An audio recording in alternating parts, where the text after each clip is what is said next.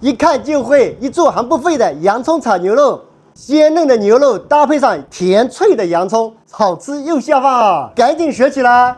要想牛肉炒得嫩，就必须要选里脊肉。第一步，我们先把洗干净的肉直接开切，像这种筋膜要给它去掉。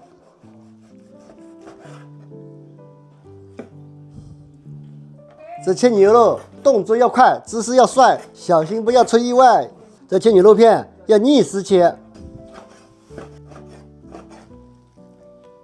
要想牛肉嫩，这一步是必不可少的。我们先把生姜拍碎，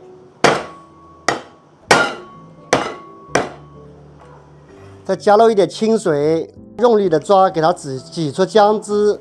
这个牛肉加入这个姜汁，不仅可以去腥，而且还可以让牛肉更加软嫩入味，炒出来的口感会更好。我们把切好的牛肉里面加入一点点盐，再加入刚抓好的姜汁。再给它搅拌均匀，搅拌成这样上劲的时候，开始黏黏的时候，再加入一个公鸡下的蛋，继续用我们刷柴的小手给它再搅打上劲。我们这里面加入鸡蛋啊，可以让牛肉更嫩滑一点。我们牛肉也加的差不多了，再给它加入一把生粉。我们搅拌的时候一定要同一个方向搅，这一点真的很重要。再我们给它倒入一点点油，继续搅拌均匀，让它锁住水分。接下来我们切点配菜，葱心抠出来，再给它切成块。我也不浪费，把这个葱心给它切一下。接下来我们给它青红椒切片，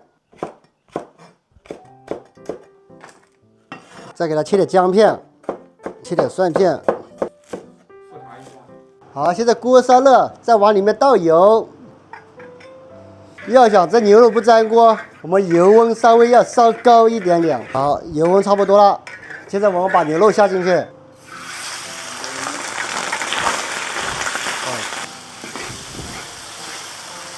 好，我们把牛肉炒到8分熟，就给它盛出来。接下来我们重新起锅。锅里加入油，放入姜蒜给它爆香，再直接加入青红椒、洋葱。接下来我们再简单给它调个味，加入生抽，加入味精，加点白糖，加入前面炒好的牛肉，盘子，倒入料酒。再撒上一把迷人的小香菜，我们准备出锅了。你看，准备出锅了。